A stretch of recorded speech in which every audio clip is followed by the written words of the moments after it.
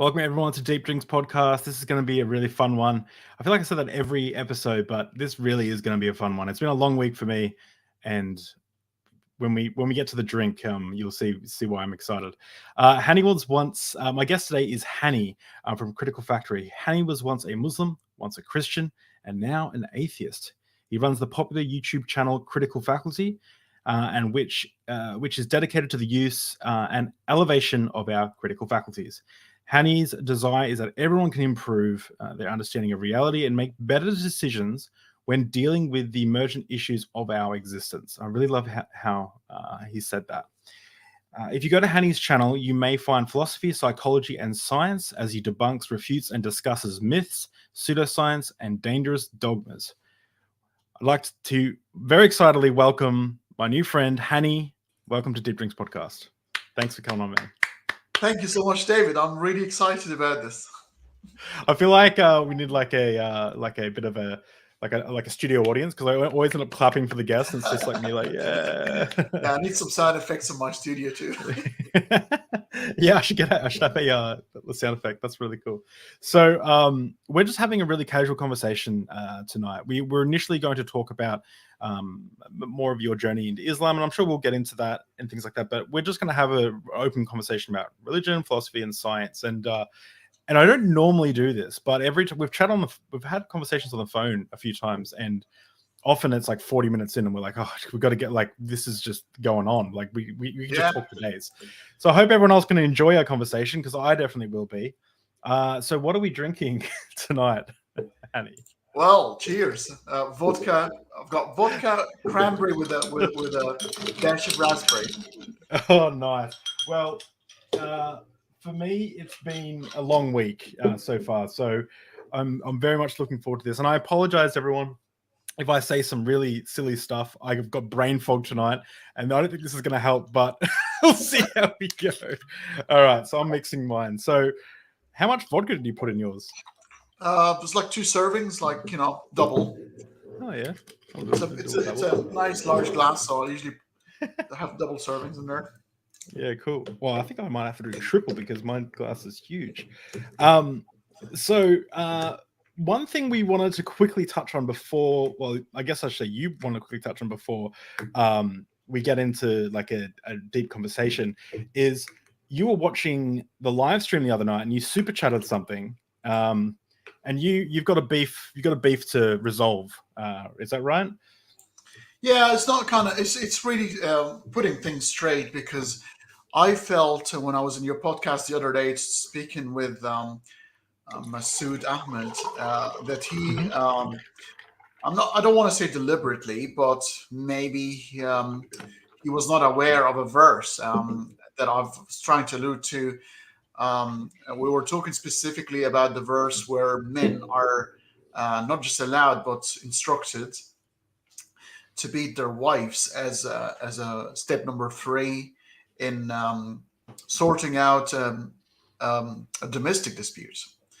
Yeah, I will actually say I've had some people reach out to me who have been in domestic abuse situations themselves, and they've thanked me and said thank you for pushing back against that, because it's this very type of, like, my perspective is that this type of rhetoric is what, and this type of dogma perspective is what causes these type of domestic violence situations to continue. Not necessarily, I don't think it's a result. Like, I think the average person that beats up their partner or abuses their partner or something isn't doing it because the Bible or the Quran says so or whatever.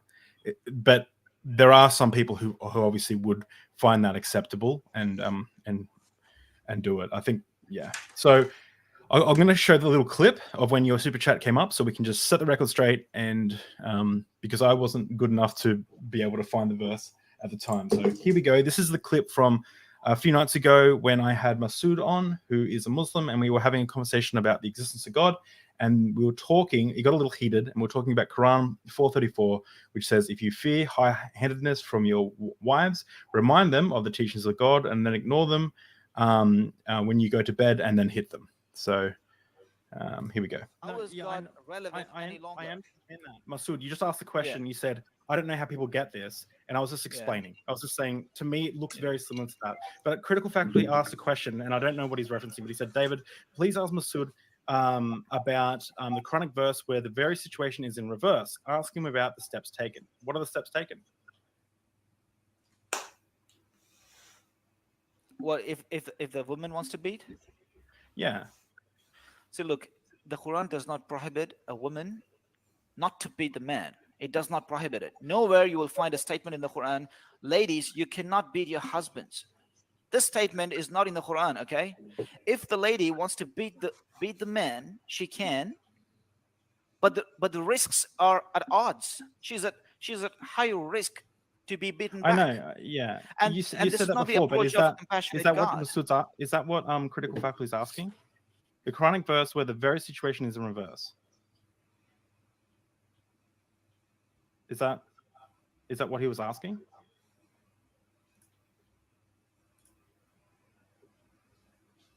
I think I don't get it. The Quranic verse where this very situation is in reverse. Ask him about the steps taken. The steps taken will be the same. If the woman wants to beat or the man wants to beat.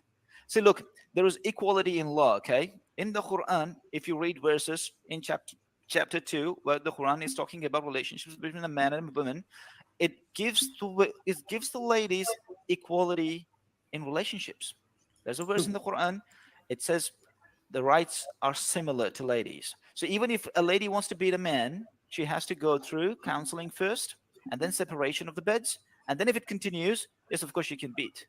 But what I'm saying is, if she ends up beating him and gets beaten back, the stakes are high and there's great damage being done. Yeah. So, but what if, I understand that, but so I don't know if we need to go any further, but because I'm going to get re-traumatized because we were on that point for like 40 minutes. But yeah, so you were saying that there is a verse in the Quran or in a hadith or...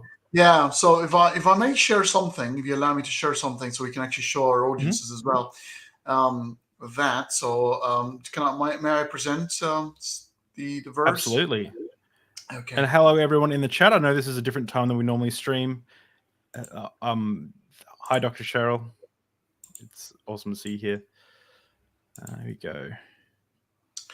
Right. So we are going to start from verse 34, this horrible and disgusting verse.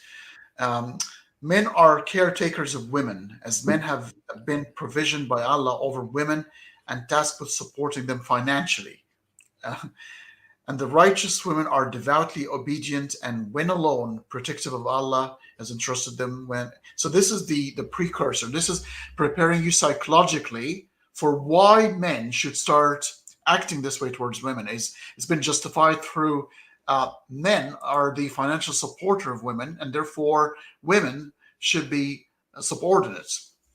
So this is the psychological preparation. And it says here, and if you sense ill conduct from your women, advise them first. If they persist, do not share their beds. But if they still persist, then discipline them gently, and that is apologetic. Sort of a bit of apologetics in there. It's not in the Arabic text. It's obviously somebody 21st century's morals have overridden their compass and saying, "Oh, this could be not right," But let's put discipline instead of hit, because the Arabic word is actually literally hit, and lightly isn't there, right? So this is the translator is being a little bit more human, still far from it though, but still, it's trying to improve on God's word. Yep.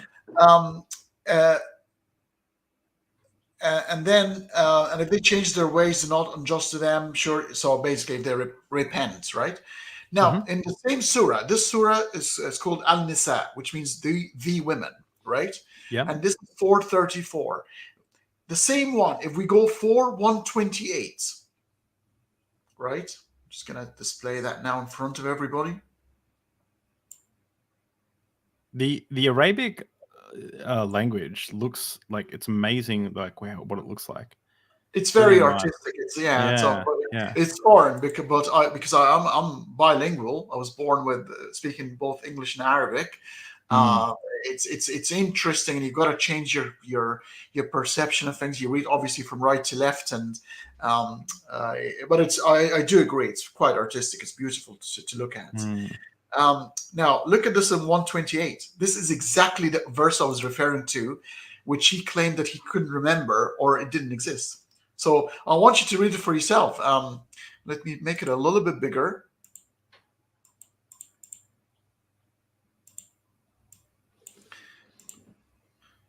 Can you see that? That's exactly the same situation in reverse.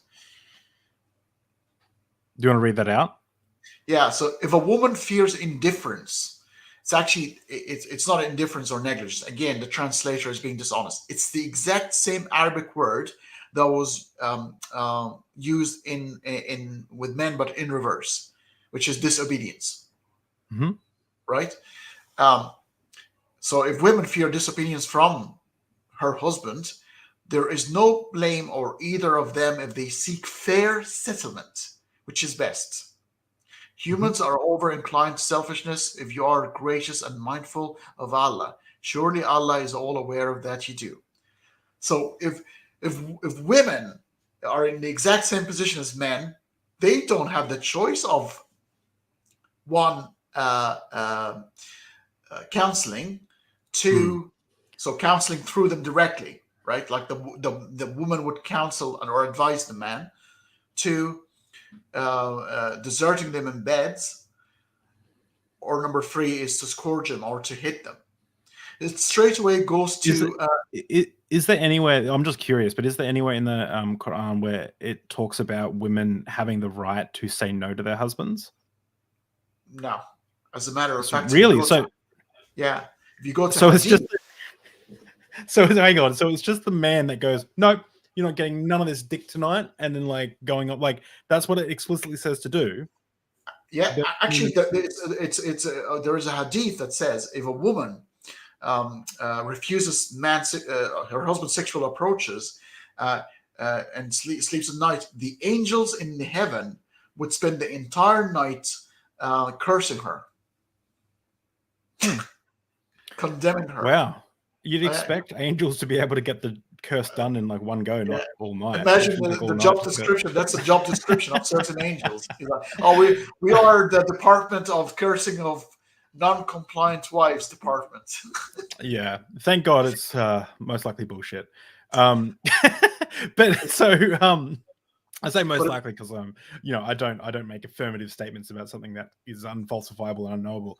But so the issue is, and of course, you know exactly what there's a way to get around this. I think he even said, Masood even said in the clip that it doesn't say anywhere that they can't beat their husband. But the problem is like, and like I gave the example, like Masood said he lived in Adelaide, I live in Brisbane. It's about it's like 1,000, 2,000 kilometers or something. It's probably way more than that. I don't know what I'm thinking. It's about 5 or 6 hours on a plane. And I said, like, if I told him I was walking to his house, and then the next day I rocked up and I said, hey, I walked here. And then in the future they discover, oh, he couldn't have walked there in that amount of time because it would take 4 or 5 days for constant walking on a flat road or something. And then they go, well, actually, David knew about, future apologists of the religion of deep drinks could say, oh, well, actually, David knew that, about deep vein thrombosis, and that it's good to walk on an airplane. So when it's actually teaching us, the holy text of deep drinks is actually teaching us about biology. It's teaching us that there's deep vein thrombosis, and you have to exercise on a plane, otherwise, and you can make. But is it the most? You can make anything work, but is it the most like accurate interpretation of what's happening here? And I'd say no. Obviously not. But one thing you also neglected to show you that this was verse 434 about the scourging and the hitting of the women. But if you go to 35 immediately, if you anticipate a split between them, appoint a mediator from his family and another from hers. If they desire reconciliation, Allah will restore harmony between them. Surely Allah is all-knowing. So you get an arbiter, and the arbiter's first, look, he gets the first pick. So his family is before her family. So some from his family and then her family. And that is exactly the one we go back, skip to 128. And you'll see that straight away they go to that arbitrary like sort of judgment, like you get a couple of groups from both of their families to settle the question between them straight away. Well, yeah, and I mean this is what I'm seeing over and over again so just so everyone, I'll just share my screen quickly. I have a short of Nuria Khan. Probably can't hear that, can you? But there's a short of Nuria Khan talking about how talking about her story. She married a Muslim man in Dubai. They got married. He became abusive. She tried to divorce him. They went. She can have the right to divorce if the husband agrees, right? And then they went before a court. The court believed his side of the story, not hers. And then she was ordered to go move back with him, and was almost taken there a couple of times by the police. Cool, right? Like story. And you should see these comments. As a Muslim, I'm shocked. This girl is such a good actress. Why are you cutting the video up? This interview was embarrassing to watch with a blatant misrepresentation. That's an utter lie being spit out of this woman. She is such a liar. The best actress ever. My wife, who is in a niqab of her own choice, says that she's very happy with me. I must be doing something wrong. The biggest lie I've maybe heard in the UAE, blah, blah, blah. For that woman, for that man. So like saying like he escaped something horrible because, or whatever. Some guy in here called me trans, as if that was going to be insulting to me, as if like I have a problem with trans people. But also like, I'm like wow, like, this is a beautiful collage of logical fallacies committed. Yeah, she's wrong on so many levels. Like every day I'm just getting, this is misleading. Women in Islam do have the right to initiate divorce. Like most of the comments here are just like people calling her a clown, and I'm getting like one every like few hours. And the video is actually doing really well. I'm getting like 11,000 views. But you just see here that you lay out the facts before them. This is what the caller says. This is what this is her story, and they go, bullshit, absolute bullshit. She's a liar, she's a snake, and you just like, damn, like I'm getting sick of it. Imagine what she's dealing with on her channel when she's doing this stuff, producing this content all the time. The situation where I'll put in front of everybody here is on the part of Masood. We've actually questioned him and said, can you please mention the verse where the situation is reversed? And he said there is no such thing. And he actually claimed that women have access to the exact same steps. And I did show the verse where that's not true. Masood is in the chat, and he said, I'm happy to host David and Hani to discuss this on my channel or the channel of your choice. I mean, yeah, send us an email. Let's discuss it. Yeah. I've told Masood, like he knows my answer. I said I'm not interested in further conversations, because I think this, when I heard him saying that he would like Sharia law implemented in Australia, and he thinks hitting of women is a bit of a blessing from God, because that's if it's not there, then men will continue to hit women anyway, and they will lead to a divorce. This is just an incredible apology for a disgusting behavior. So if anything, I would actually consider this as hate speech, to be blatantly honest. Yeah, and there is, and to be just, and we will move on from this subject. But Masood, sure. You left a comment in the video, and you said that you're happy to discuss this with real world analytics. I don't think we need real world analytics. When we got off stream, we had an extended conversation continuing on after the stream ended, and I asked you blatantly, like, there's a society A where it has, instructions: counsel your wife, ignore her, and then beat her. And there's society B, exactly the same society, counsel your wife, so exactly the same, except it says at the end, but don't beat her. And I asked you which society has more beatings, and when you dodged and weaved and wouldn't answer the question, once like, how do you feed the fire, you said there would be no difference.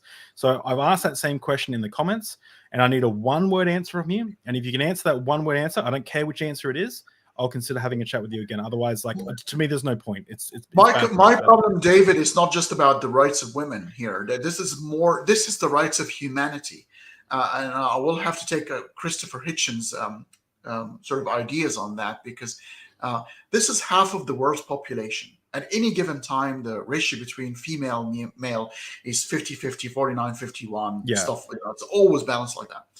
Religion, especially the Abrahamic ones, have been a culprit of putting 50% of the creative working population on this earth to sleep, saying you're only good at home, you're not good for anything else, and you only have to look at the stage of countries that put women, like Afghanistan, for example.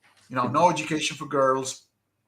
They've closed down the last library where women or little girls can actually read a book. They're about to isolate women altogether. You look at the state of affairs there in terms of individual income, happiness, human rights, you name it. I think it's such a miserable place. And contrast that with countries that we're still a long way to have proper equity, not just equality, equity. And there are a lot of countries that are doing better than other countries. And I think when you contrast the situation, you'll see these Scandinavian countries, Australia, New Zealand, Canada, United States, and you look at them and you look at the society, how the society just jumped in all sort of aspects, because they've liberated 50% of their capacity to achieve things. And you look back and you look at the state, mostly Muslim countries, with that sort of situation, is completely backwards. And there's a very good reason for it. They're crippled, literally. Yeah, well, this actually might move into a topic that I'm genuinely interested in, and that is how do you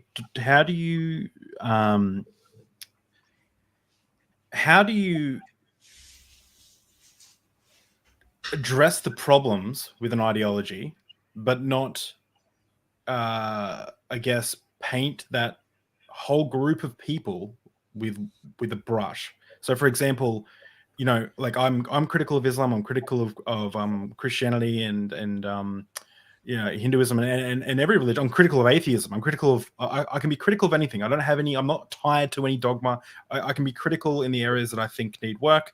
And I'm happy to do that.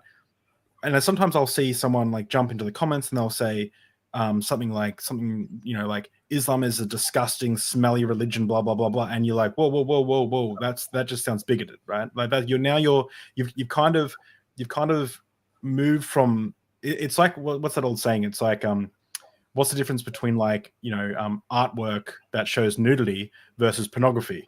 And it's like I don't know it, but I know it when I see it. You know what I mean? Like it's like you know it when you see it, but you can't. There's like not a fine line that you can say, okay, well, this is now no longer artwork; it's now pornography. So I feel like it's the same when it comes to critiquing an idea. But how do you deal with that, Hani? Like how do you? Well, to be honest, yeah. I would not call something bigoted because it's directed towards an idea. I think things of discrimination, racism, bigoting, it can only be directed towards other humans. But ideas don't have human rights. Ideas don't have human rights. So an idea, if it's wrong, you got to call a spade a spade. It's wrong. But I can make the distinction when it gets practiced by a human being, and I will need to find out if that human being is also a victim of that idea.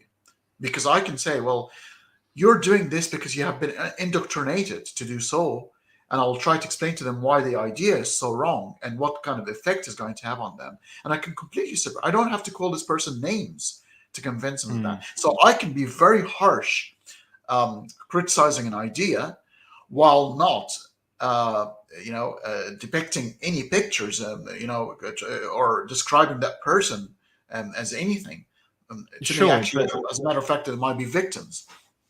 I understand that, but let's say, just to spin it into a category that is very different, so it might isolate the nuance here. Where, if you might have, let's say you've got some redneck person And now I'm being bigoted right now. But let's say you have but let's say you have like a redneck, right? That's okay. And they're just going on and on about how all rap music is trash and how the cultures that you would normally associate with rap music, with black culture, with things like that, that is all trash, right? And then they just go on and on and on. It's like I won't, sorry. It's like at what stage is that person causing harm to that group of people? That person that a group of people who like rap music are now feeling like their thing isn't like it's being attacked. Now that's rap music. That's not someone's that's not something that someone prays to 5 times a day and devotes their life to, and so yeah, how do you like? Because I like, for example, like I'll give you a good example. So if I'm talking to, say, a Jewish person, I probably won't use the word Yahweh, because that word is meant to be a sacred word for them. It's not. It's for them. It's offensive for someone to say that loud. It's supposed to be unutterable, like Voldemort, right? So it's like I'll try to be respectful there. So it's like, how do you, when you have a religion like Islam, where you literally can't criticize it, as far as I'm aware, without causing huge offense, like how do we just have to go, oh, well, we have to criticize it because we have to offend this group of people? Because I just don't know if pragmatically that actually helps the discourse at all. Well, these people have to start understanding that ideas don't have human rights. A Southerner living in the United States, and I'm gonna give them the name Southerner. Somebody lives in the South. Yeah. But they actually have, we think about it, they have all the right to say rap music is trash. There's absolutely no consequence whatsoever. It's actually a matter of taste. It's just exactly the same as you, like, oh, I don't like acid music. It actually does my head in. And you can say that, and it should not offend those who like trance music or acid music, because it's not an objective area of judgment anyway. It's subjective, so people can choose to like or not like anything. But if you start saying those who listen to rap music are absolutely evil and scumbag, then that's a problem. See the difference? That's the difference I make here. So especially when you show, so rap music shouldn't really lead to any malpractice or stupid actions. But imagine if your idea entices you, like we've just read now, and instructions by God for men to hit women. I don't think you can go soft on that. I don't think you can go, oh, I cannot really say anything here because it might make some people upset. It breaks the ribs of women in the Middle East and gives them black eyes and shiners. I am going to speak about it. I am not going to condemn the man. I'm going to condemn the God, or the alleged God, who mentioned that. And I will say to men, Middle Eastern men or Muslim men, please, that is not reasonable. And I will question the verse. I will not question them. So I will draw that's the distinction I'll be drawing. I like to spin it. I like to say that Muslims are teasing the creator of the universe. If they believe the creator of the universe said that, it's teasing the creator of the universe, because that it's like insulting. It's making them out to be dumb, irrational, moody. Like it's insulting altogether for the creator of the universe. Like, and I'm sitting here as an atheist saying, hey, stop teasing God. It's not okay. Right? When we go deep in philosophy, you'll find out that most of the arguments against God, the existence of God, the problem of evil, the problem of divine hiddenness, are actually suggesting, and if you understand the premises, it would actually say, and therefore there is no good God. It doesn't actually cancel out the existence of a douchebag. Yeah, douchebag God. Yeah, exactly. Masood asked in the chat, and I do want to kind of wrap up the wife beating because that's all the last episode was about. But please ask Hani, what is the skeptic or aesthetic? I think it's atheistic recommendation to resolve wife bashing. It's definitely not to. Well, I'll give you my perspective. It's definitely not to encourage wife bashing. I would say that's probably the best. It's definitely not to say it's okay under certain circumstances.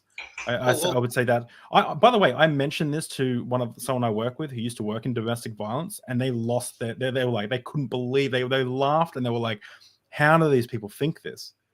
And to use that old saying, that's like a kind of a step one, but I think there's a lot of education need to happen. We've spent centuries. This is a residue and reservoir of men being on top, even outside of religion. So some even nationalistic groups, and men are supposed to be stronger than women. And we can discuss the evolution of the feminine gods and how the agriculture sort of era was very sort of female dominant, and it was quite peaceful. And then the Iron Ages arrived, and the war machine, and men took over. When possession started to emerge, because people didn't own anything before then. And after settlement, people were owning things, and things are very tempting to steal. And it will save you spending so much time trying to do agriculture and spend ages trying to harvest what you've seeded before. And people say, "Oh, we can just steal the village's fortune and stuff," and the male dominance have sort of emerged, and therefore the male gods and the male and everything. And it's time to reverse that, because actually we've shot ourselves in the foot. What we've done is we've crippled 50% of the world's population, thinking that this is going to be a better way of living. It wasn't. We've actually retarded ourselves. We could have been a lot more advanced if women were liberated a long time ago. So this is an educational issue. You can have a very educated person. You can even have an atheist. It's nothing to do with God whatsoever. It's cultural, and it's indoctrination, and it can then be masked by religion or even non-religion. I've known atheists who bash their wives. So this is way deeper, and it needs to go. But if you have a verse, an instruction from God to tell you that this is how you should behave, that should be omitted for a starter. That is a God. That is, if this was in the Bible, or if this is in Judaism. As you know, Israel doesn't do any of the Mosaic laws. Otherwise, in the Old Testament, you get killed for saying good morning. but the thing about other religions is they've had that chance to. I think this is the difference between Islam. They've had that chance in other religions to reform, but the problem I see with Islam is that, and Christopher Hitchens talks about this. He says it says it's from God, never to be corrected, never to be changed, never to be fixed. So they can't have their reformation. They can't have their growing with the times. So many people, so many Christians I talk to, when I say, what do you think about slavery? What do you think about taking your little children and bashing them against the stones? What do you think about? And they go, Old Testament, Old Testament, Old Testament, and then when you bring up stuff in the New Testament, what about how women can't speak in church or have authority over a man? That was for a time. What about homosexuality? Oh, yeah, I don't like that they get married. That's not cool. So they pick and choose. Yeah. Well, you see, Islam's got a couple of problems. Obviously, it's the youngest of the brother Karamazov, the three brothers, Judaism, Christianity, and Islam. And they all disagree. As you know, Judaism doesn't believe in Christianity for obvious reasons, because that's the wrong Messiah. They're expecting a king. Christianity believes in, because you always need a foundation. You see, you always need an anchoring foundation. Then Christianity comes and says, "Oh well, we've not come from nowhere. Judaism is our roots, and the Messiah is not what you expect. It's the kingdom is not from this world."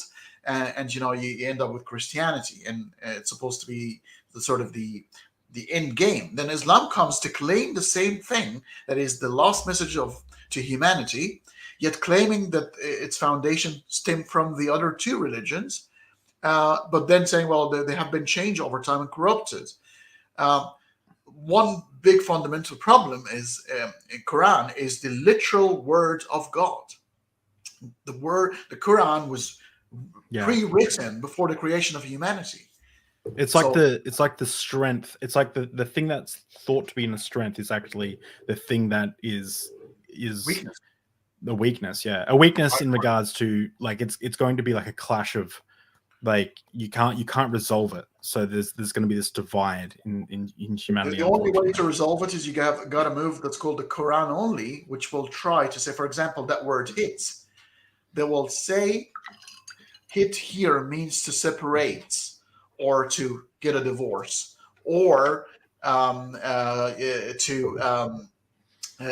give them examples, like hit, like in Arabic, you can actually use that verb along with a preposition and another word to mean to hit, to give an example, right? But that makes no sense, because the punishment is escalatory. Like, it goes from one level to a higher level to a higher level. So the third level couldn't be the meekest of the three. It doesn't follow.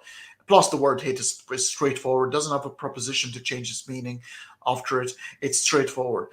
In evolutionary terms, if something cannot evolve and does not evolve, what do you think happens to that species? I mean, we know what happens to species that cannot evolve. It dies out. Yeah. It can no longer survive.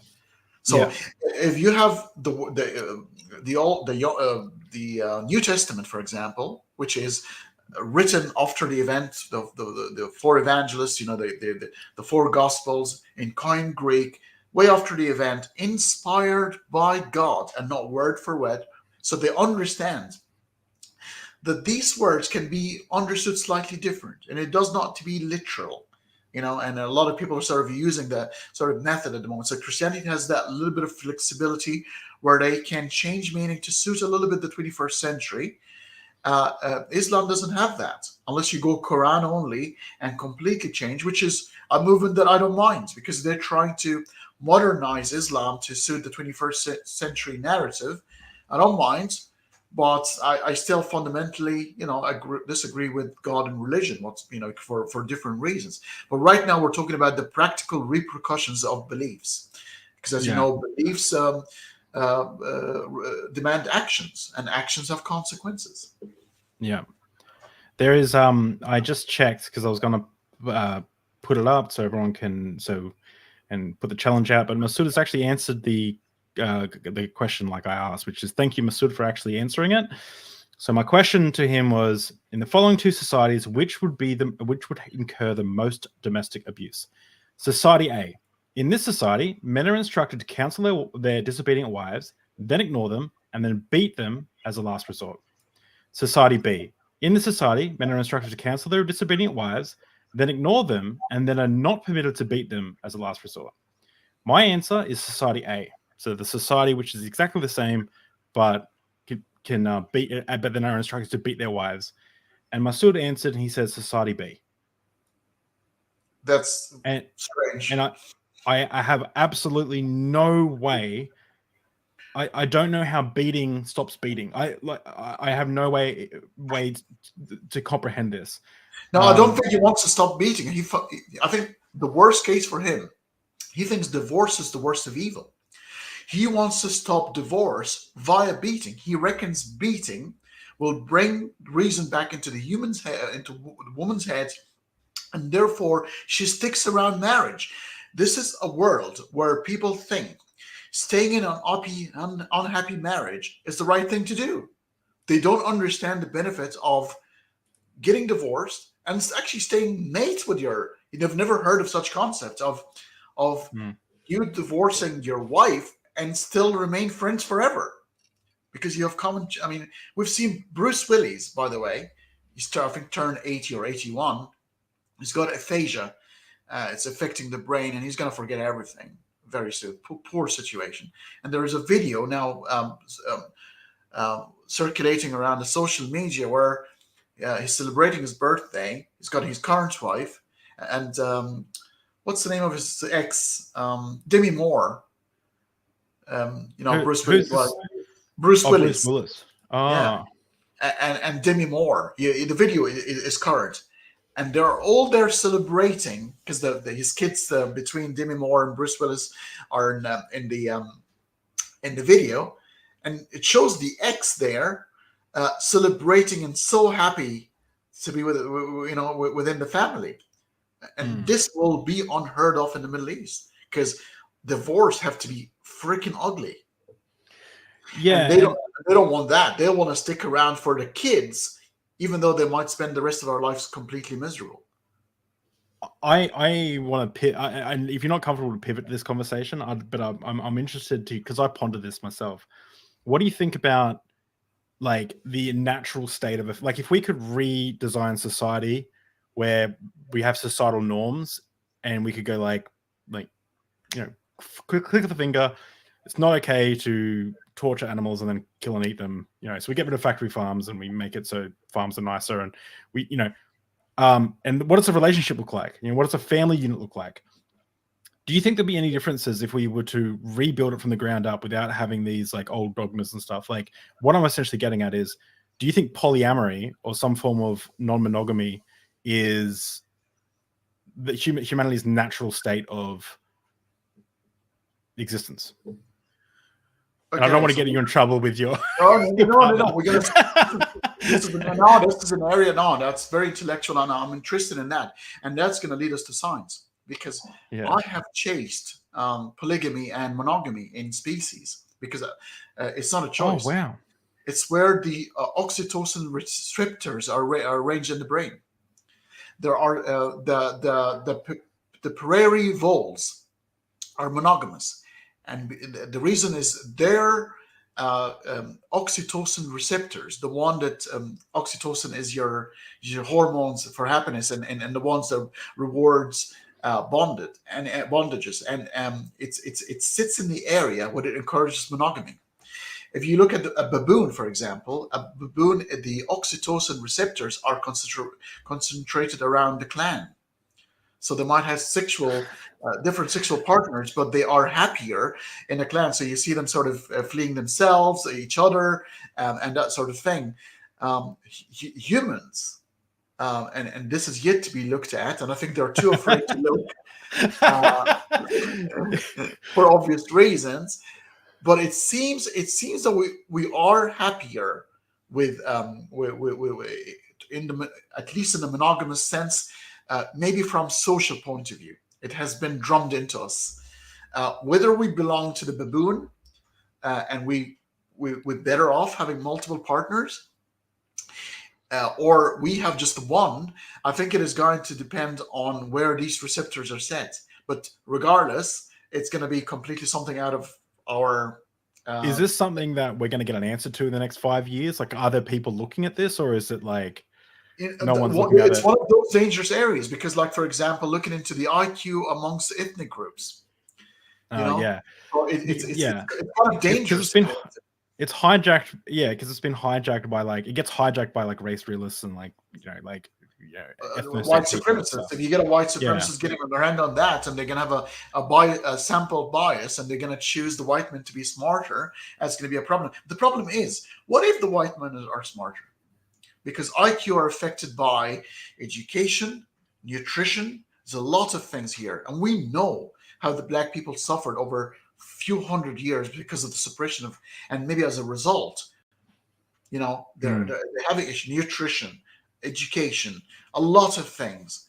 They'll talk about the warrior gene and stuff. Like, I've dabbled in not engaging in these conversations, but I'm sometimes like to watch internet blood sports, and the best kind of internet blood sports is when people are screaming about really degenerate stuff. And I've listened to a few conversations, and they'll talk about things like the warrior gene and this made up pseudoscience that isn't really real. I think from what I understand is with the studies that have been done on IQ with different races, the IQ differences aren't enough to affect, aren't enough to be if I was and I'm likely am 182 IQ, right? No, if I'm 180, if I'm 100 and someone's 105, it doesn't make huge amount of difference. What actually makes more of a difference is how they were brought up, the education they were given. Do they have a safe home environment? Things like that actually. It's controversial, David. I mean, IQ is not enough. There's something called EQ, emotional quotient, and then you've got AQ, adversity quotient, is how you deal with challenges. There are different quotients, and there's actually it's not really scientific to get into. And let's say we spot differences. The problem is the consequences. What are you going to do? What are you going to do to the what's the prescription from that? Yeah, and there's no such thing as races. That's a made up word. It's not. It's a man-made word. Yeah, sociologically, it exists, right? Like we can see people that look different in general categories, but biologically, no, it doesn't exist. Exactly. So they call ethnic groups. That's why I call them. It's a human race, and you have to. You must use the word race doesn't exist in biology. There's no such thing. So we're all Homo sapiens sapien. We're under the same genus. We're under the same familia. We're minor genetic differences, and it's because of the epigenetics of having to live in different environments, like skin pigmentations and things like that. But that's to suit the area you live in. There is a reason. There's a very good reason why very hot areas have darker pigmentation. It's got a scientific reasoning. It's nothing to do with one of Noah's sons after some vodka. Yeah. Oh my gosh.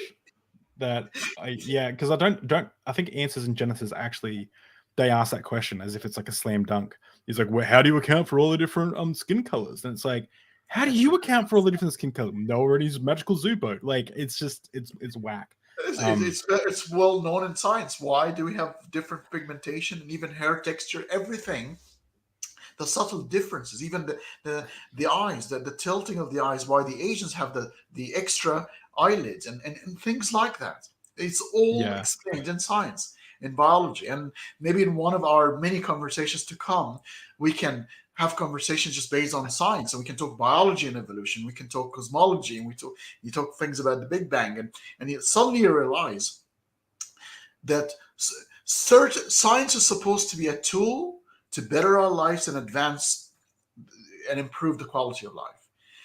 If there are areas of knowledge where it might lead I would kind of disagree with that. And also, by the way, Nuria, if you're still listening, I put your super chat up. I don't know if you were hearing, but I know I put your chat up. We love you, Nuria. Thank you for popping in. Really respect you. She's one of my favorite people. I always send her drunken voice messages and be like, "Oh my god, I can't believe I saw this on your blah blah blah." Because I don't experience any of this Muslim hate until I start putting up videos on Nuria. Anyway.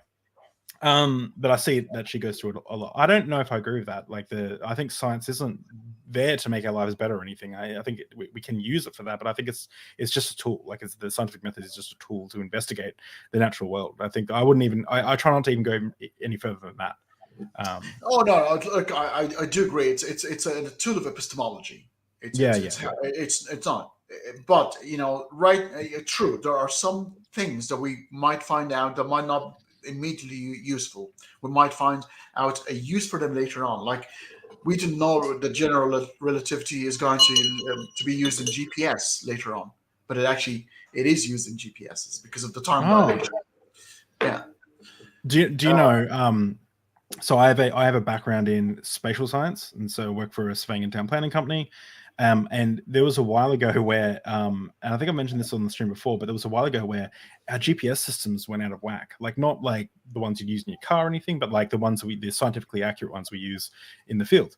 And we couldn't work out, like the whole surveying industry worldwide couldn't work out why. They're like, why is our system out of whack just a little bit? And it was because China built a dam that was so big that it put a wobble in the Earth's orbit. And we had to then we had to put algorithms back. Like we had to send algorithms to the satellites to compensate for the wiggle that it put in Earth's orbit. Amazing, right? Not enough to notice unless you're dealing with seconds of degrees and things like that. But milliseconds can put things off. It's usually milliseconds because they have atomic clocks for that sort of thing. And it's because you are away from gravity. Because if you're away from gravity, time passes by slower.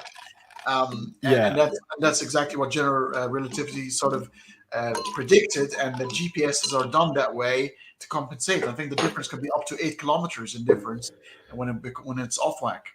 Well, let me spin the conversation around to ask a question that's relevant to what you just said. So let me just at my stream, guys. If you haven't watched this stream before, I'm an ex-youth pastor. I'm now agnostic atheist.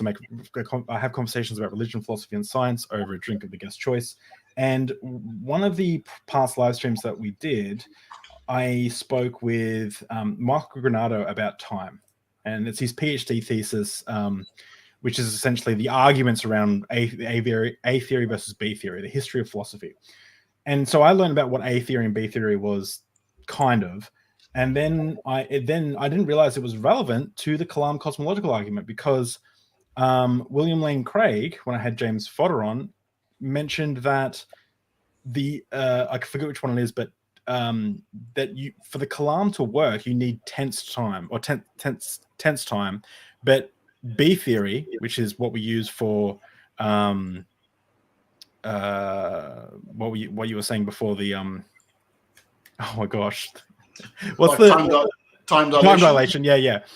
We use that. We like B theory mostly fits into that category. So that's actually for James. That's actually like before you even get to premise one, you've got to deal with the time issue, and most physics deals with B theory of time. So my question to you was, what are your thoughts on A theory versus B theory, or do you know much about it?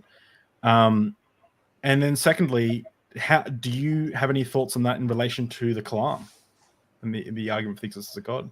Well, you see, I've actually had lots of conversation about the Kalam cosmological argument, because actually it stemmed from Al-Ghazali, so it's actually had Muslim origin, and William Lane Craig adopted it and taken it and sort of made it his own. But it's actually started as a Muslim argument for the existence of God by Al-Ghazali. And obviously it uses causality.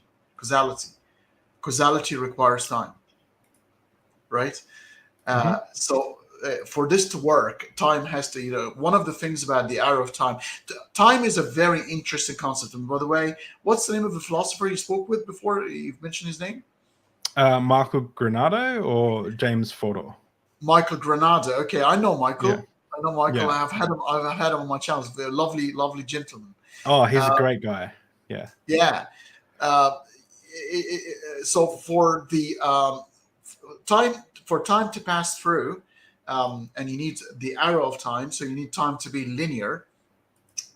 For the term causality to go through it, it definitely requires time. So when you contrast it with the A and B theory, I tend to go with the B theory, which is not sure how popular that is. No, I go with B theory as well, but I'm like, it sounds like we're both kind of just like, this one feels the best. Like I can't substantiate it myself, but I don't know if you can. Because you can't really sort of, it's still debated. It just nobody actually, even physicists are not sure about this, the nature of time and whether it's actually a thing, because time is not fundamental by the looks of things, but linked with space and space-time as one unit, it is fundamental. But time as we think, as the arrow of the time, of passing of the time, why we can only remember the past, why can't we remember the future? We can only remember the past. That's an indication of something called the arrow of time, which happened at the symmetry breaking at the beginning of the universe.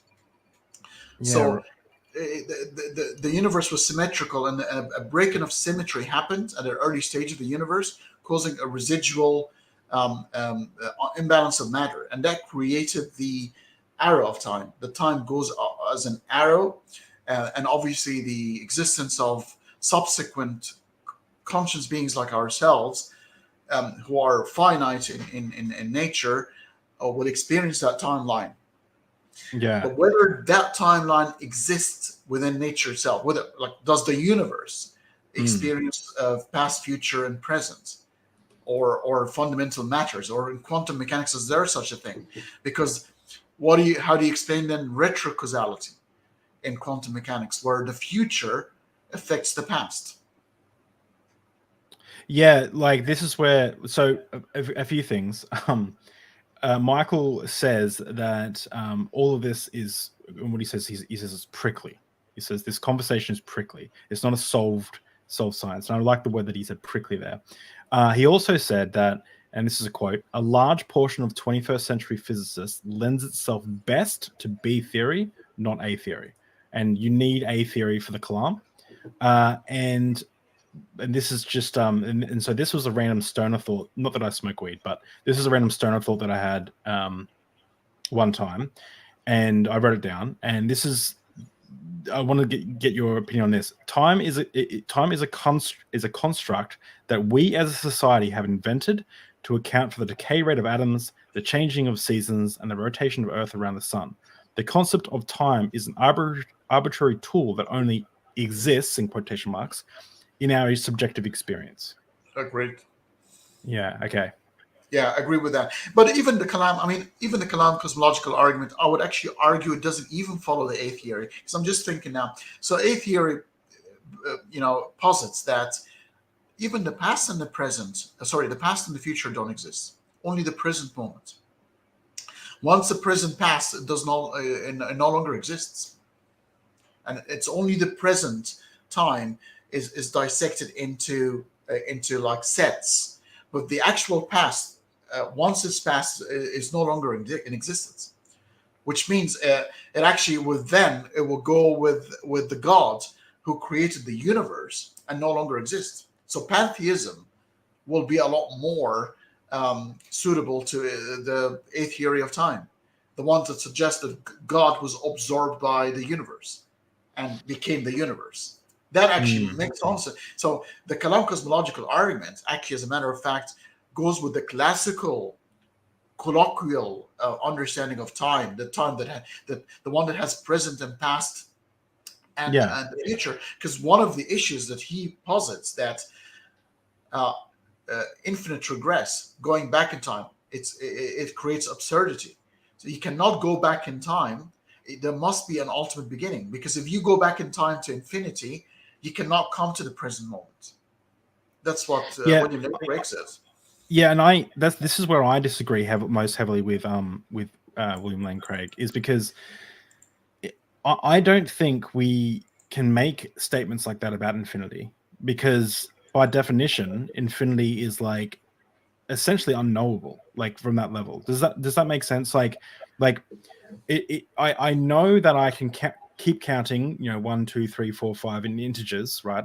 For infinity, but I can't comprehend what that infinity actually is outside of the kind of approach to get there.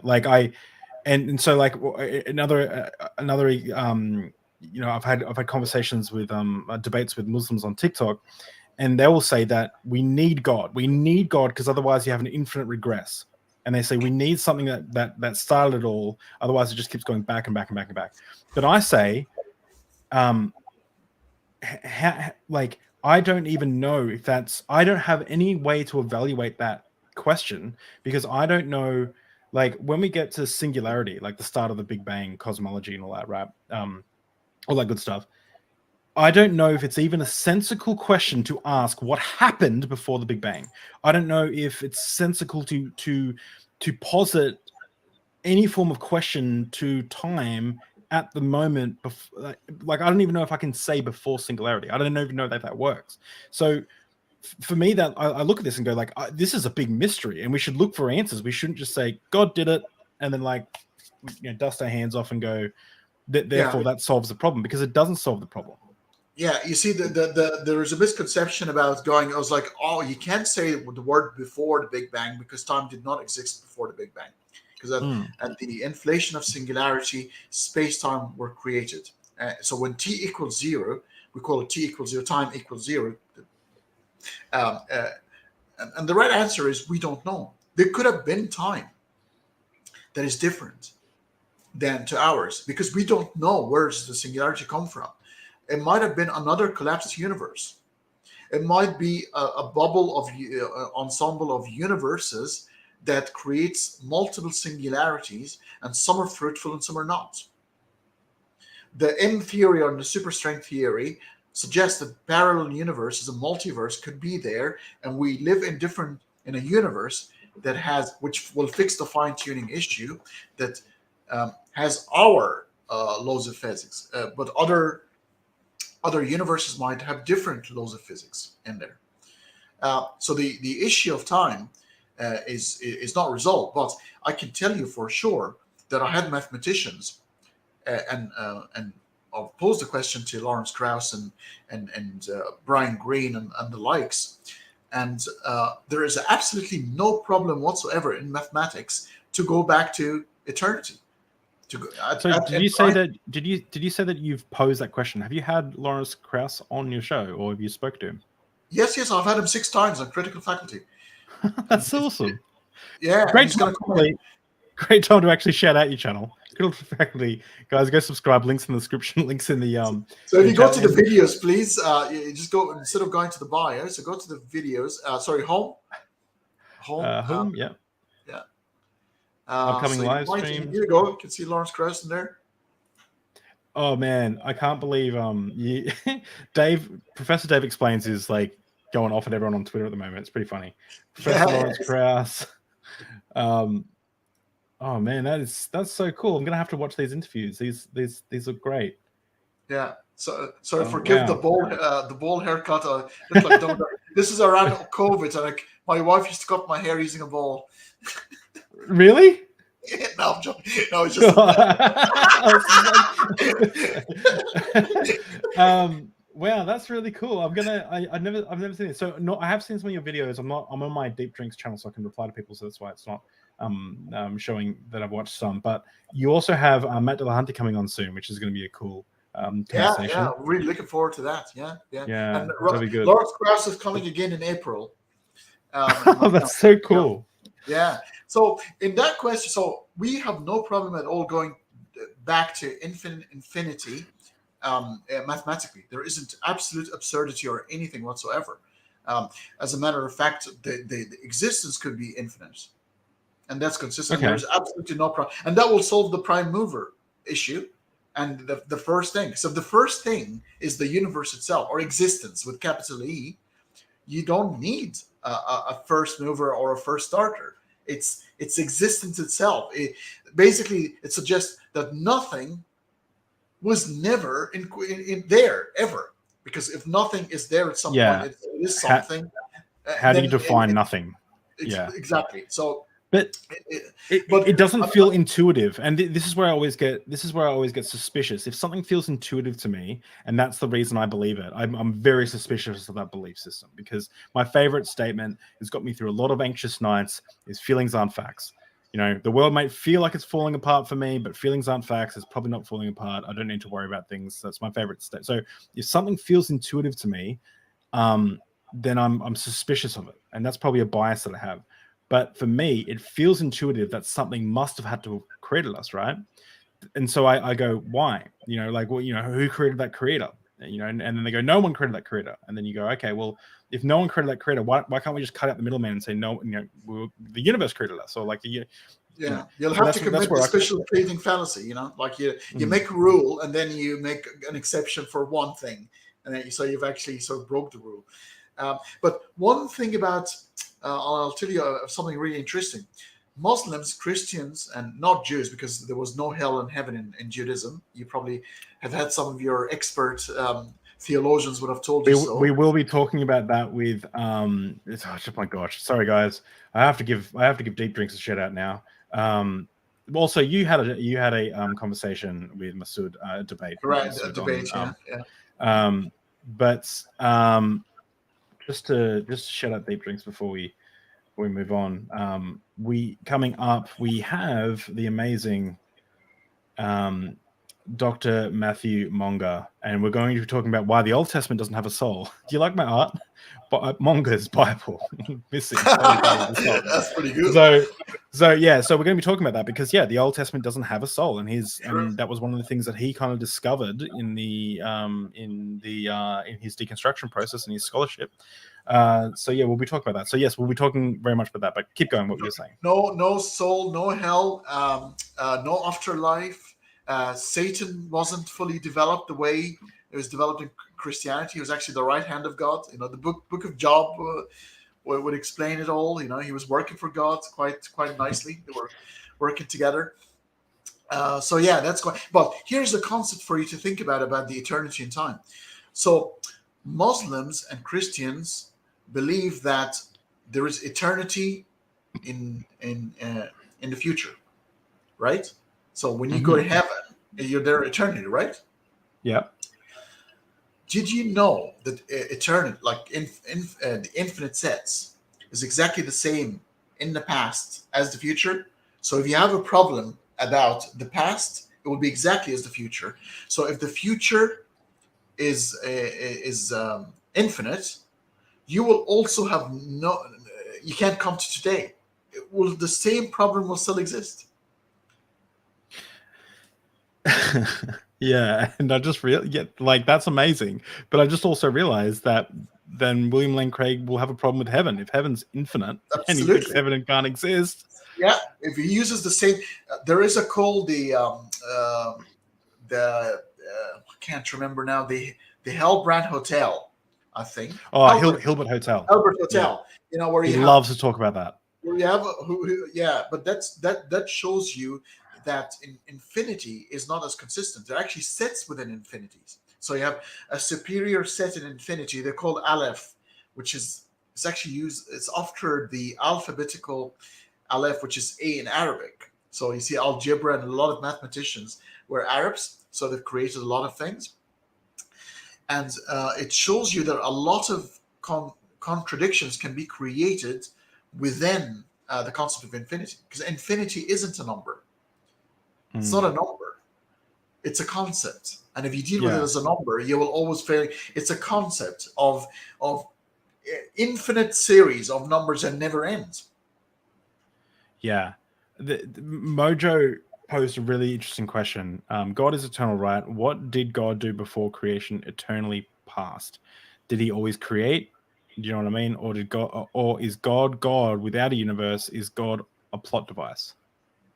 Well, it's a question I've always thought about, because if God at some point, and it's evident that he must have been, because if other things coexisted with him, they will be co-eternal. So God must have been the Alpha and the Omega. Yeah. He had to be. So at some point, he was all by himself, and no other consciousness was aware of him. Does that mean before creation, God then could not be attributed to creation? He would not be a creator at that point? And would his existence, because he does not fall on other consciousness to recognize his existence, does that mean that he actually was around? Or if he was around, would he be relevant? Does it mean that creation stemmed from a need? Because if God never created, he would have never been acknowledged. Imagine God spending eternity all by himself and never been acknowledged by a consciousness. Yeah, but if he was perfect, he wouldn't need to be acknowledged by it. You would think so. That's what I thought. Perfection demand. You can be your company. Actually, I spend a lot of time by myself because I've got enough jokes in my head where my wife just passes by and says, "What are you laughing at, you dick?" I've got stuff in my head that I can replay, and So you think wise God can do that, but no, he needs to be glorified. And the Quran says blatantly, it says, God created the jinns. That's not the alcoholic drink, it's the fun demons. The desert demons, right? The quirky ones, and humans only to worship.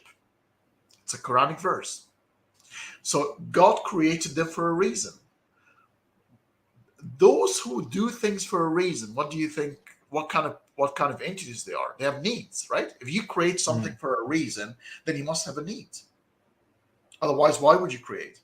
And if you have a need, that means you're not complete. You've got a hole to plug. You've got something to fulfill. Therefore, you're not as perfect as you claim to be. Yeah.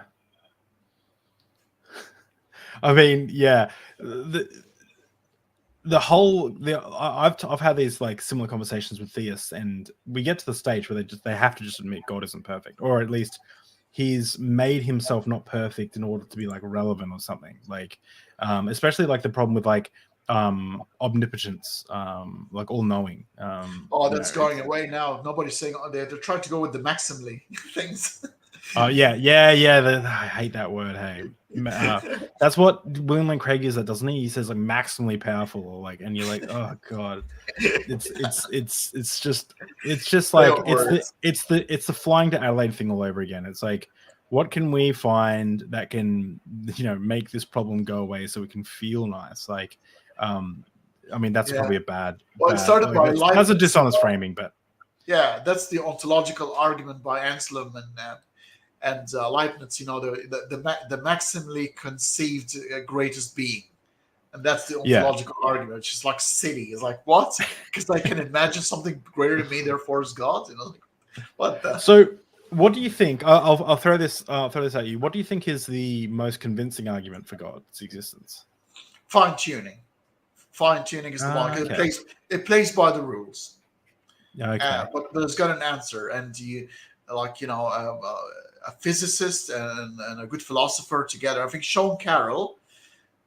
If you watch his conversation, his debate with William Lane Craig, he's finished him off in that sort of debate. He's completely debunked the Kalam cosmological argument, and he brought up the fine tuning because Sean Carroll I don't know if you know him, is a great physicist, but he's Steele man. He's the one brought the fine tuning as the best argument for the existence of God. And and Christopher Hitchens said the same thing, by the way. Okay, give us a Steelman version of the fine tuning argument, just for the audience sake. And for myself. There's about 27 now. They have been sort of minimized to a smaller number of certain universal constants. If they move by a hair here or there, the universe would not be the same as we have here. Yeah, but why does that matter? Like, so it matters because it means that it was planned for us to exist. It means it's been planned. It cannot be coincidental, according to theists. Yeah. Okay. So is it saying like essentially it can't all be a coincidence? Like, is this like, but what's to say? You know how like you were saying before how the universe is possible, that multiverses and things like that. Is it possible there's an infinite amount of universes that just don't have the right things going on to do much of anything? Yeah, absolutely. Okay. Yeah. So for example, the electron has a certain mass, and if that mass is not exactly that amount, matter would have not gathered. You will end up with a universe just that's full of gas. Planets will not emerge. So therefore, if no planets, if no stars, no planets, no living organism, no consciousness, and that's possible. But the fine tuning is a random game. So if you have infinite set of random numbers, our universe is not just a possibility; it must happen. One of them must click, because you've got infinite set of probabilities. Then our universe must have happened, or must happen. It also, like, again, it seems a bit insulting to God as well. I love going back to this argument because I really think it does. It causes a problem. Is if you do accept that, like, you've also got to accept that God created a universe that is perfect for the creation of black holes, which are the most destructive things that we can think of. Or if it's have you ever seen those, like, back in the day, there used to be a lot of Facebook, sunset photos with the psalm in the bottom right-hand corner of the photo. And it was like, God covers us with his feathers or whatever. Why? Imagine doing that with a photo of like a spider. They're both equally as created, but like one doesn't feel right. One fills you with awe, one terrifies a lot of people. So it's like, you have to take the good with the bad. If you're going to make the argument that, like, look at the trees, look at the sunset, look at the fine tuning, you have to go, well, there's also a lot of things that aren't fine tuned for life. Definitely not. The fact that universe is trying to kill us. It's actually the radiation and everything. It's actually it's not hospitable at all. The very thing that gives us life is also killing us, like with cancer. Oxygen. And stuff. Well, oxygen. The sun. It's wild. Unless you're members of my friends and family who believe that sun cancer isn't real unless you put sunscreen on, and that's how they keep the profits going. I love sunscreen gives you cancer. I love the water in the hole analogy. There's a bit of water inside a hole on the ground, And it goes, oh my God, look at this hole. It's exactly my size. Look at this. It's as if it's made for me. It's perfect for my shape. Look at it. It's just perfect. It's made for me. Not knowing that the water takes the shape of whatever hole it's in or whatever vessel it's in. And that's exactly how we are. We evolved in this universe. We evolved on this earth. So we're suited to endure the issues with this universe. But we are reverse engineering it because we want to understand. We would like to think there is a reason. It's otherwise nihilism and despair is coming our way. It doesn't have to be that way, but people need fathers. And when our fathers go away from us, we still need that father in the sky to look after us.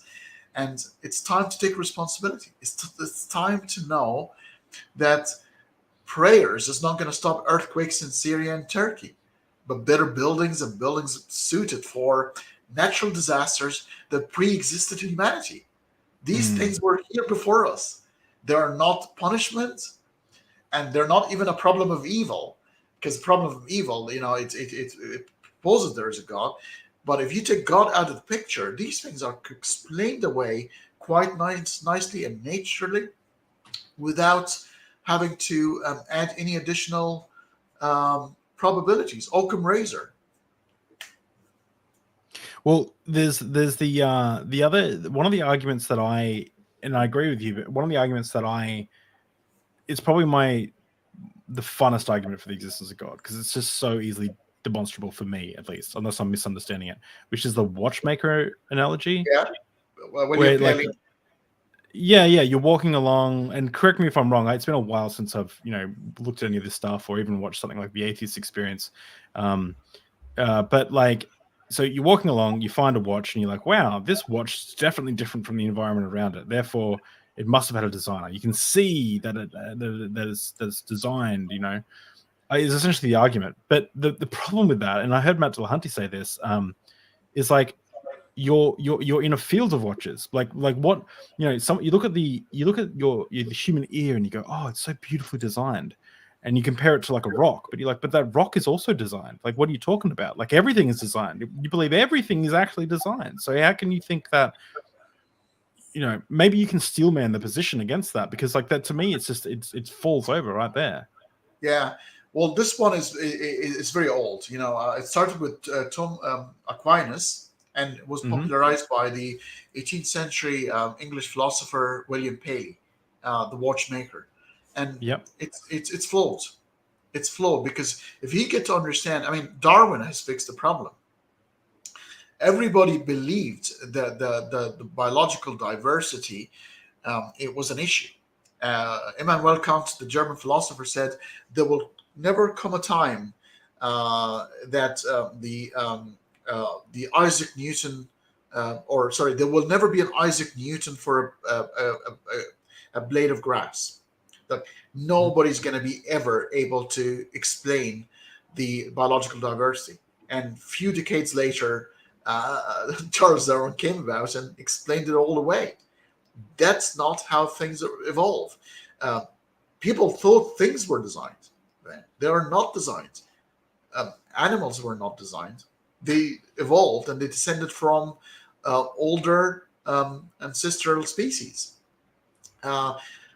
They don't need to reproduce. That you get the silly Boeing 747 inside a garage, being hit by, like, pieces of metal and parts are hit by a tornado, and you end up with 747. That's incredibly naive to say such a thing, because biological evolution is based on living organism that needs to eat, that needs to survive.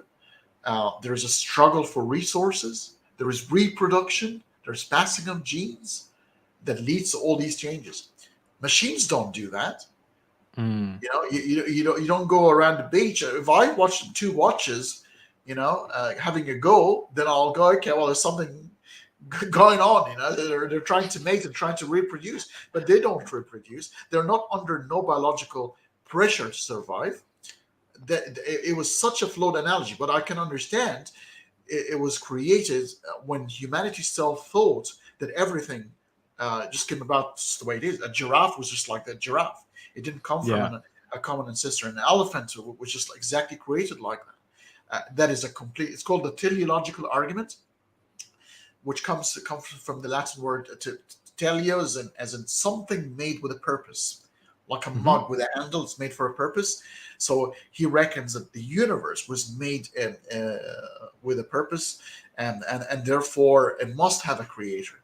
It's flawed. It's wrong. It's been debunked many times over. So what's your like worst argument for the existence of God? If mine's the watchmaker, what's your like the one that you think that just should never get attention? That ontological argument, I think it's quite silly. It's like, if you can imagine the most amazing being, therefore God exists. It's like the jump is just like weird. It's yeah. So what is so that's you it's like, so if you imagine the most correct me if I'm wrong, because like, again, it's been a while. If you can imagine a God, and that God is like a perfect, amazing being, well, an actual perfect, amazing being would be better than your imagination, therefore it exists. Like, is that essentially the... Yeah, that's the ontological argument. Yeah, that's the most conceivably, the best conceivably being, and because we can conceive of that concept, therefore it exists. It's just very strange. We can conceive of so many things that don't exist. You know. So yeah, I know. So you were once a Muslim, once a Christian, and now you don't believe. Do you?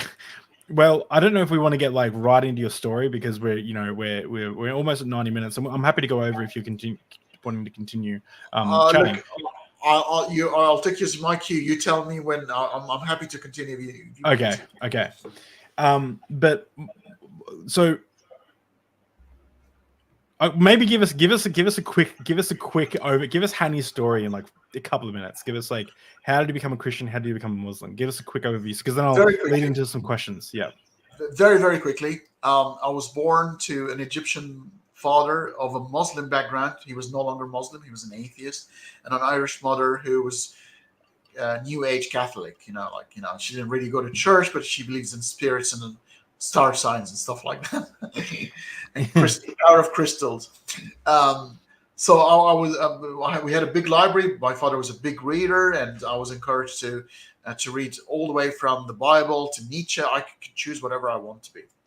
So I was not practicing any religion until the age of about 14, 15. And then I'm a teenager, and you know what? When you're a teenager, who's the first person you want to take on? It's your father, usually. And I was like, "Oh, you don't believe in God? I will believe in God and prove you wrong then." So, before that, I went into Christianity for a bit. I never really got baptized or anything. I read a lot about it, and I thought it was bogus. Like after like a year, it's like didn't hit the nerve at all. It's like just like, nah, that's. Well, you shouldn't be reading. These are all faith things. You gotta don't be reading. Yeah. How dare you? But Islam was interesting because it was quite rebellious to me. It's like, well, fuck the system type of thing. So I thought I'll take it on and I'll just prove my dad wrong. Just 2 years later, he stuck his tongue out and said, "I told you so," because I'm straight away say, "Shit, you were right all along." So that between the age of 16, maybe 16 to 18, and at that point, I've become kind of agnostic. I was reading a bit now, here and then. Then I got busy with university, and this is the time where you forget about God for a bit, and you start drinking and living life. And then I'll come back to it later after studying philosophy and my degree. I matured a little bit more, and I got interested in the debate and the conversation. And this is where I start calling myself an atheist, probably around the age of 21, 22. And I was able to actually articulate arguments against the existence of God and things like that. I'm interested ever since. I think religions are interesting. We talked about it off there. They ought to be studied properly. They reveal the psychology of ancient humans, and I think they should be respected in the way that they are human literature.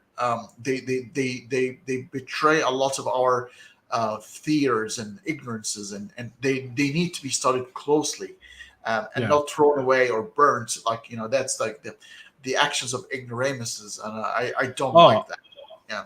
100%. Like, I love learning about how, they used to do human sacrifice in some of the, I think it was Mayan temples, or some of the temples that the ziggurat, I think it's called. Anyway, I'm not very good with my history and geography, but I love learning about that, and I love learning about Quran 434, where it says beating your wife. But as soon as someone says like, "Oh, we should still do that," whoa, whoa, whoa, whoa, whoa, whoa, whoa! Don't sacrifice virgins. Don't beat your wife. Like, whoa, whoa, whoa, whoa, whoa! Like, we went to look at this as like, wow, what did they believe back then? That's amazing. Like, incredible. Like Abraham, what Abraham took his son to go like slit his throat because he heard voices in his head. Whoa, what a crazy story. Thank God it's likely not historical. Imagine this happens now. I mean, this person will be straight to the next police station and will be trialed straight away. Yeah. The one who's trying to kill his, I've heard a voice, a judge. And that's why our society is sick. We need those prophets to lead us in the right direction. Forward. That's sarcasm. I often have to point out my sarcasm. So that's super interesting. So you never really had like a really, like, it doesn't sound like you had like a really strong emotional connection to your religious belief. Yeah, wow.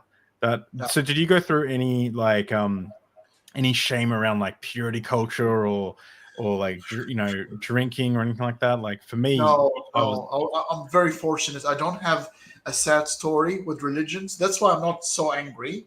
That's why I can be a little bit sort of great. And I'm not understood in the Muslim community. When I go in Clubhouse, I've got a big club there by the name of Critical Faculty, and I have Arabic and English conversations, and they don't understand me because those who live, the ex-Muslims in the Arab world, are so angry. And they don't understand why I'm so cool, calm, and collected. They're just like, where do you? Because I've never lived their traumas, and they have the right to be angry, to be honest. Yeah, no, I went through, I call it my my edgelord atheist days, where I just wanted to talk religion with everyone and tell them about why, I would somehow find a way to weasel it into every conversation, but I calmed down. But what I went through is nowhere near what someone who some of the people you would talk to would go through. Like it was very hard for me, but it wasn't. I mean, yeah, I mean, like beyond like psychological and emotional abuse and stuff, it was like I didn't like lose my family or anything, thank God, or thank Neil deGrasse Tyson. Yeah. That's what I say. So I think what we should do is, we've gone through some of the arguments for God's existence, and I was trying to find Capturing Christianity posted this meme a while ago, and he listed all these arguments for God and said, these are all the arguments for God, and I wanted to go through them with you, but I couldn't find it. But what I did want to ask you is, what are your favorite arguments against the existence of God? Like, how did you go from being a Muslim and being a Christian to, I mean, you obviously evaluated those belief systems, but from moving from theism in general to atheism, was there any arguments that you found were compelling in order for you not to actually believe in God full stop? So maybe like the problem of evil, or well, problem of evil is strong, but the strongest one, and I think Matt Dillahunty would agree with me. He actually said the same thing. The divine hiddenness argument, developed by Schellenberg, the Canadian philosopher, 1993, is the strongest I've come across. Interesting. Yeah, I don't know if you've been through. Have you come across it before? Like the proper. I haven't heard the syllogism, but I've heard that. I've heard Matt Dillahunty talk about it.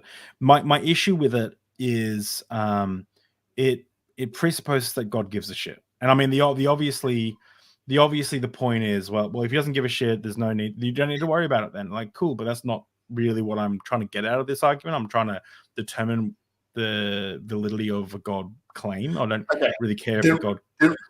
There will never be an argument developed against a creator, not a God, because God means worship worthy. So at that point, it's not going to be. So a creator who is way more powerful than you, who's concealed himself, and who's watching you suffer and wanting you to suffer. There will be no way. It's exactly like you won't be able to find your simulators. So if you believe in the simulation hypothesis by Nick Bostrom, it's one of 3 chances that we actually are simulated right now. Yeah. And you can put in the program and the simulation that you will never, Mario will never be able to find out that he's actually what was Shigeru Miyamoto? You'd never be Mario can never meet Shigeru Miyamoto. Yes. Only, yeah, and maybe that's not something to do with the speed of light. If you think, why is the speed of light 300,000 kilometers per second? What if we move faster? Nothing moves faster than that inside the universe. The one thing that moves faster than that is the expansion of the universe itself. If I was to use that terminology, that Mario hypothetical though, what if Shigeru Miyamoto built himself an avatar and sent that avatar into the game, right? Wink Jesus, wink wink Jesus. Like, what if that was, the case? A maximally great avatar. There are a few movies going. Have you seen the movie with what's his name, Mr. Guy or Mr. Nice Guy, where he was a character in the game, and he actually found out that he was the character in the game? Oh no, I don't know that one. My past is in game development, so I've got all the memes. Yeah, it's called Guy. I think if you Google it, it's the name of the movie called Guy. It's got the guy from Deadpool. If I type in Guy movies, I'm hoping I'm not going to get a bunch of porn. Guy movies. Hotmails.com. Yeah. Free Guy. Yeah. Free Guy. Yeah. Yeah, that is a brilliant movie. And obviously The Matrix. I mean, The Matrix is, So he actually, it's a game. He's a character in a game. And he does the same thing all over and over and over again. And one time he actually started to develop consciousness and realized that something isn't right, But it's exactly like The Matrix, But this one is comedy, so it's fun to watch. It's actually a brilliant movie. And The Matrix is the same thing, Most people will go through life and without knowing, unless there's a glitch. Remember in the Matrix, the black cat that passed twice in a row, the deja vu. That's a glitch.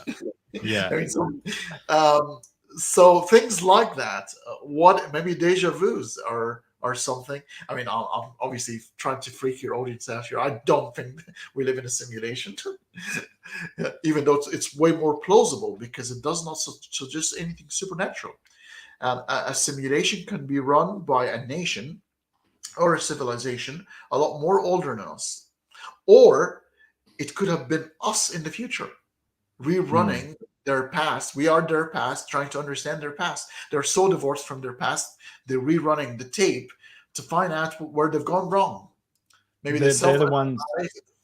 Yeah, they're the ones that built the pyramids, because obviously they couldn't be built. The ancient aliens, huh? Yeah. So I want to have you on the channel again. I don't normally say that just blatantly like that, because I hope you're willing to come on the channel again. But I really enjoyed this conversation. I feel like we should kind of wrap things up around now and save the conversation for, instead of like going through points quickly, we can like take our time and have these conversations more often, especially because you're in a time zone where we can drink more vodka and cranberry, and it's not 5 a.m. for me, which is hard. I will say. I do have a last few questions though for you. Sure. And by the way, David, I'd like to have you on my channel as well. So I think the audiences can expect sort of series between the two of us, sort of awesome, home and away. Well, it's a good time to shout out your channel once again, guys. Go check out Critical Faculty. You have Matt Dillahunty coming on, and Dave McDonald. Are we coming on soon? Who's got 2 thumbs and going on Critical Faculty? This guy. So the other thing I want to mention is we have an action-packed. My God, I'm so proud of myself, but it also explains probably why I've got a little bit of brain fog, because I'm reading so many books and prepping so many interviews.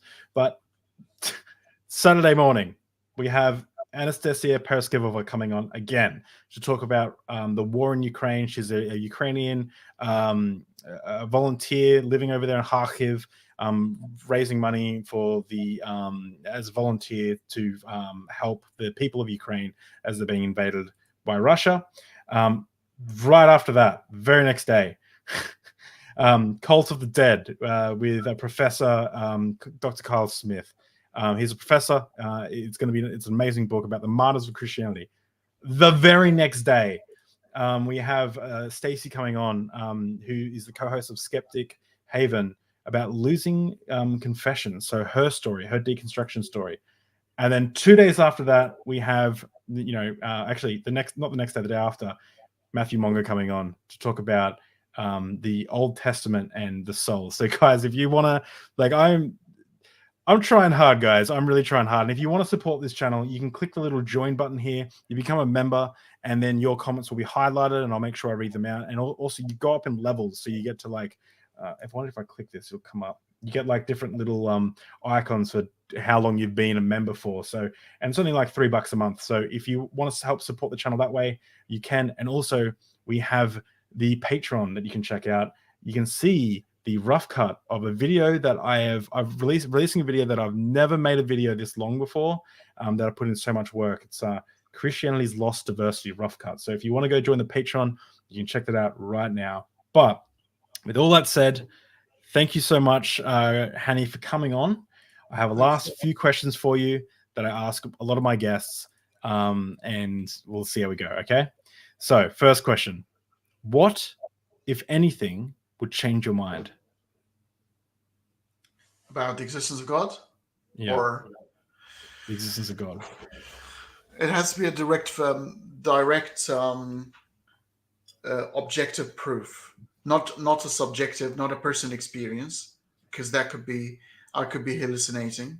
I want an objective truth that can be verified through science and other people, like the rearrangement of the constellation of stars in the sky in Aramaic or Arabic or Gaelic to say, I'm your God, I'm here, something like that. If without like a supernatural event like that, like and I'm just kind of riffing now, but is there anything that we could discover, I guess, in science without like a supernatural event that would kind of increase the chances that you think a God exists? Not really, because if it's explained by science, and when you read books like the Quran and the Bible, when the books are so big, you can always reverse engineer to find things. Like, they're trying to find now the Big Bang and black holes in the Quran. But, just any similar words. And what we can do with words as humans is we conceive them in a certain way. And if we want to believe, we can twist them to mean that. Again, anything that is subjective, I am going to suspect. I don't want biases to get into. I want an empirical, objective evidence that can be verified by other people, can be verified by science, because I don't want to be misled or deceived by my own senses and which they can fail at times. We know that humans are not perfect that way. What about if you're allowed to sin? Would you then believe in God if it was okay to sin? Because obviously you don't believe in God because you want to sin. No, not at all. Not at all. The reason why I don't want, and I don't call everything a sin. I'm 6 out of sight of the marriage. I've practiced with passion, and I'm not guilty about it, because something as natural as that, especially when it's consensual between two loving people, even as a one-night stand for two adults to do that, still not a sin. We're not committing a crime. We're not hurting anyone, and therefore it's not a sin. So I've redefined the word sin to mean harming other people, and I don't do that because I don't want to be harmed. There's a social contract written by the different human groups. You don't hurt my son. I don't hurt yours.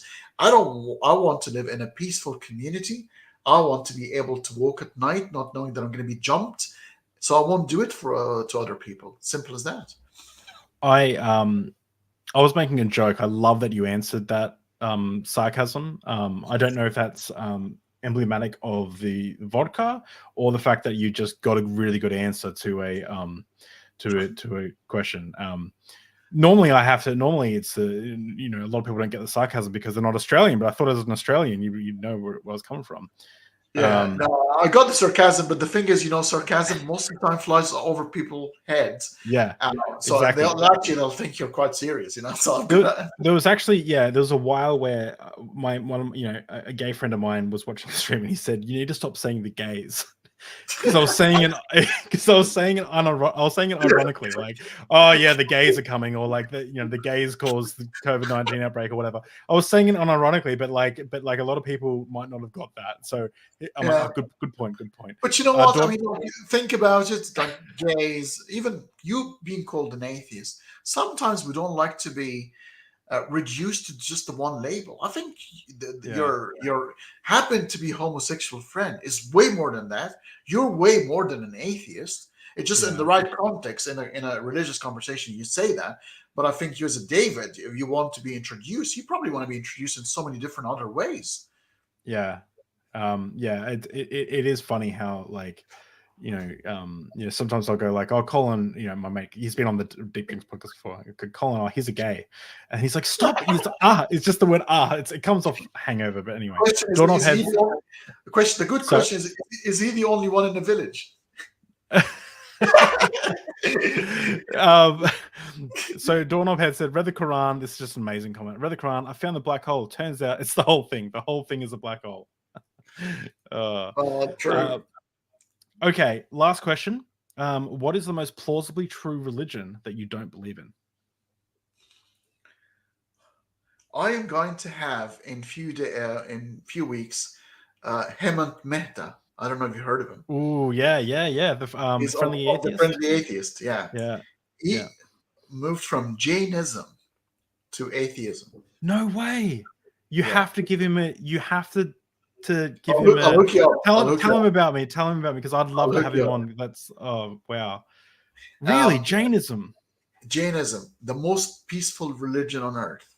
Yeah. They put a piece of cloth on their mouths so they won't swallow a small fly or an insect by mistake. They walk with like brushes and brooms while they're walking so they can actually sweep away anything that they might tread on. They're so religious. And they're no gods. It's a non-deistic religion. It's fun when prepping the slavery panel. I was watching a lot of like slavery apologetics, which literally took years of my life. It's given me some sort of brain hemorrhage or something. But I remember the worst argument I ever heard from Ben Shapiro. Sam Harris says to him, "Hey, there are religions that don't have slavery, like Jainism," and his response, "Yeah, well, how many converts does Jainism have?" What? We're talking about the epistemological approach of a religion, not like a. Ben Shapiro is weird. Yeah. Like some of his responses is very strange, especially with his voice squeaks the answer out. him and Jordan Peterson have the voices of. Bit of a Kermit, bit of the frog going. Oh yeah. I've read 50 books on. I've read 50 books on climate change, and I'm not convinced that it's man-made. Oh, cool, Jordan Peterson. What information do you have that the climate scientists don't have? You partisan hack. I'm sorry, the vodka's getting to me. Thank you so much, Hani. Oh wait, was your answer before we go? Was your answer Jainism? Jainism. Yeah, Jainism. I have soft spot for the Oriental, the non-Abrahamic religions. I think they're a lot more civilized. Buddhism is also quite nice. Yeah, interesting. I need to learn more about Jainism, but it seems like a nice religion. It seems like a fun one. And Buddhism. Yeah. Well, thank you so much for coming on. I can't wait to come on your channel, guys. Make sure you go subscribe so you can see me over there, and we will end on the Purity panel trailer and then the outro. So thanks for coming out, guys. Love you all. Bye.